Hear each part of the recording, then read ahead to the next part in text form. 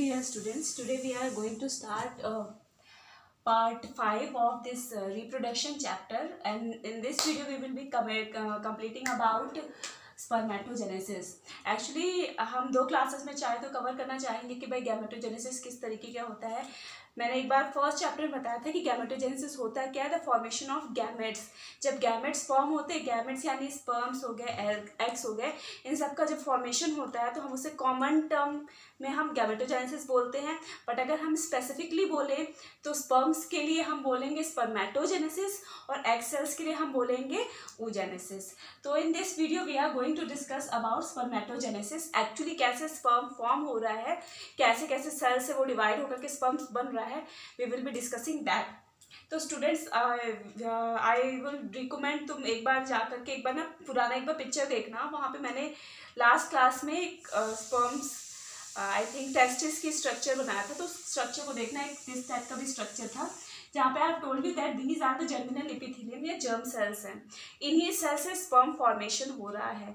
तो हम स्टार्ट कर देते हैं इसी एक सेल को उठा करके, क्योंकि अगर मैं इसे कवर नहीं करती तो तुम लोग को ये नहीं समझ में आता कि प्राइमरी जर्म सेल्स कहाँ होती हैं, कहाँ प्रेजेंट होती हैं, तो इसमें कन्फ्यूजन होने लगता है. तो एक बार वो स्ट्रक्चर फिर पुराना वाला देखना, फिर इस पर आना.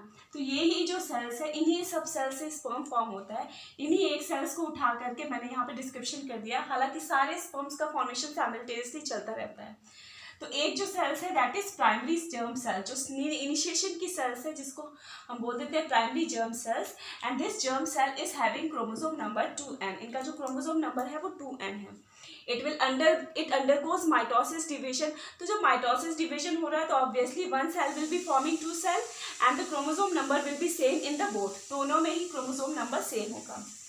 ओके.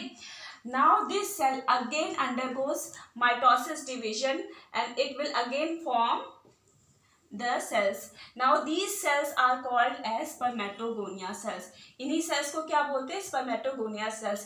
यहाँ तक की प्रोसेस में जब तक मल्टीप्लिकेशन चल रहा है सेल्स का, तब तक की प्रोसेस को हम बोल देते हैं multiplication phase. Okay. Now after multiplication what happens, these cells undergoes growth in size, development in size means size में थोड़ा grow हो जाता है, and after growth it is called as primary spermatocytes. अभी तक क्या था? primary germ cells था, then spermatogonia था, फिर उसके बाद आ गया primary spermatocyte. ओके. तो यहाँ प्राइमरी स्पर्मेटोसाइट, हम वैसे चारों अलग अलग प्राइमरी स्पर्मेटोसाइट्स बनाएंगे, चारों ही नहीं, इनफैक्ट जितने भी सेल्स है सब अलग अलग प्राइमरी स्पर्मेटोसाइट सेल्स बनाएंगे. उसके बाद what will happen, this will undergoes meiosis division.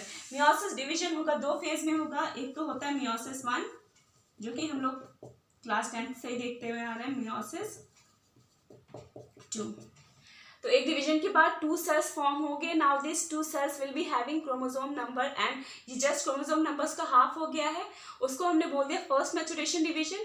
उसके बाद जब सेकंड मियोसिस हो रहा है तो that will be called as second maturation division. और उसमें क्या हो रहा है? क्रोमोसोम नंबर सेम रहेगा, क्योंकि obviously meiosis second is equivalent to the mitosis. उसमें क्रोमोसोम्स नंबर जो रहते हैं वो सेम ही रहते हैं. तो यहाँ तक कि समझ में आया है. जब ये मियोसिस के बाद ये 2-4 सेल्स बन गए तो this process, this step is called as spermatid. इस सेल्स को हम अब स्पर्मेटिड बोलेंगे. तो पहले प्राइमरी जर्म सेल्स बोला, फिर स्पर्मेटोगोनिया बोला, प्राइमरी स्पर्मेटोसाइट बोला, अब हम इसे क्या बोल रहे हैं? स्पर्मेटिड्स. ठीक है. स्पर्मेटिड्स हम बोलते हैं जब ये स्पर्मेटिड्स होता है ना, this is circular in structure, ये सर्कुलर स्ट्रक्चर में होता है. But you all know that the sperm is having something like this structure. एक हेड रीजन में होता है, it is having one head region followed by the tail, neck. ये जब अपने स्ट्रक्चर को ये चेंज करता है, okay, this process is called as spermiogenesis. इसी प्रोसेस को क्या बोलते हैं? Spermiogenesis. And this is what? This is sperms. Got it? अभी देखो, ये जो स्पर्म फॉर्म हुआ है ना, it is embedded in the seminiferous seminiferous tubules. जैसे हमने बोला, ये अगर सेमिनिफेरस ट्यूब्यूल्स है तो इसी के अंदर अटैच्ड एम्बेडेड रहेगा sperm. And once this sperm is moved out of the body, जब ये इससे सेमिनिफेरस ट्यूब्यूल से निकल कर ये बाहर जब निकलता है तो उस प्रोसेस को हम बोलते हैं स्पर्मिएशन. थोड़ा कंफ्यूजन है क्योंकि सब स्पर्म से रिलेटेड है, तो ये तुम लोग टर्म्स बहुत अच्छे से याद कर लेना। स्पर्मियोजेनेसिस क्या होता है, जब सर्कुलर स्ट्रक्चर से वो अपना हेड और टेल रीजन में चेंज करता है, स्ट्रक्चर अपना चेंज कर दे रहा है। और स्पर्मिएशन क्या है, जब सेमिनिफेरस ट्यूब्यूल्स में एम्बेडेड है तो वहाँ से निकल करके जब वो बाहर चला जा रहा है तो उस प्रोसेस को हम क्या बोलते हैं, स्पर्मिएशन। तो जो स्पर्मेटोजेनेसिस प्रोसेस है ये 3 फेज में डिवाइडेड है। एक तो हो गया मल्टीप्लिकेशन फेज, दूसरा हो गया growth phase, and then it is maturation phase. तो इसी फेज में तुम लोग आंसर करोगे, तीनों फेज को कंप्लीटली डिस्क्राइब करोगे कि कौन से स्टेप में क्या होता है। ओके, तो यहाँ तक कि कोई डाउट होगा स्टूडेंट्स तो please do message me. Okay, in the next video we will be discussing about oogenesis। Thank you.